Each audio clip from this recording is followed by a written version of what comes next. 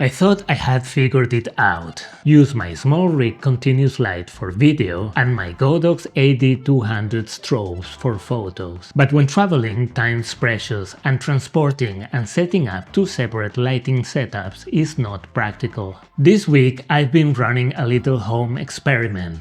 Can I get away with using only continuous lighting for both videos and photos? Or is flash the only way to go for stills? I'm aware there are hybrid solutions like the Stella Pro, which is an expensive system with mixed reviews online, or the Godox FV series, which are too bulky and heavy for my needs. So I'm sticking to my existing gear. I will leave links in the description to what I'm using if you are curious. I've used continuous lighting for quick portraits and thumbnails, but I've never done a side-by-side comparison with flash, and since I need pictures for my socials and website, two birds with one stone. I get the theory. Continuous light is great because what you see is what you get, and it's easy to tweak on the fly. It's the only hybrid solutions for both photo and video, but it's not as powerful as flash, so you need to push your ISO higher. Flash, on the other hand, gives you way more power. It can even freeze motion. It's the only way to achieve depth of field. If you're also doing video, it means more gear and a slower workflow. But knowing the theory isn't enough. I need to test it myself and see if my portable video lights can hold up for photography.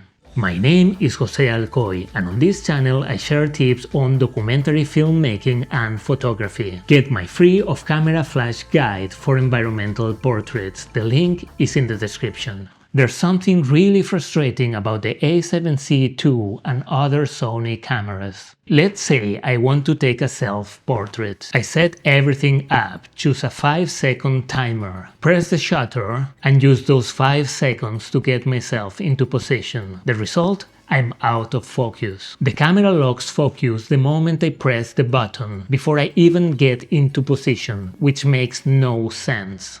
It takes some practice, but using a 5-second timer on the creator's app usually gives me enough time to hide the phone away from the scene. This while trying not to move my head forward or backwards, especially when shooting wide open. I'm going to use the second base ISO of my Sony A7C II, which is 400. That's non-negotiable, I don't want to push it any higher. And I set the speed to 1/100. I prefer not to go lower than that, even on a tripod. Let's start with continuous LED lights. If you're shooting photos, you'll usually need at least 300 watts of power, but here I'm talking about small lights suitable for travel, with 100 watts on my main light and 60 watts as a kicker. The biggest aperture I can realistically use is f4, and that's a stretch. So I don't think my portable continuous lights are going to cut it for environmental portraits. In these pictures, even the camera I'm holding a few inches from my face is out of focus at f4. And then, maybe it's just me, but I get the impression that the pictures I take with continuous light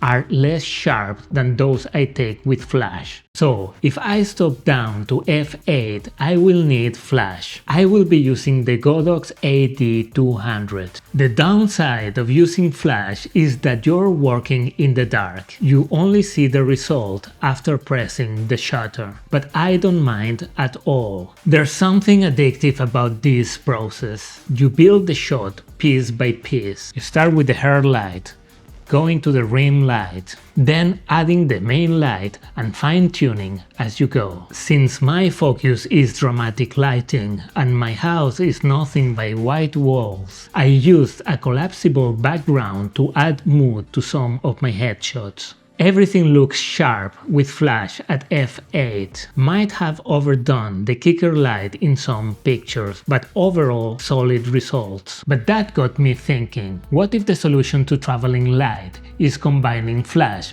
with continuous light?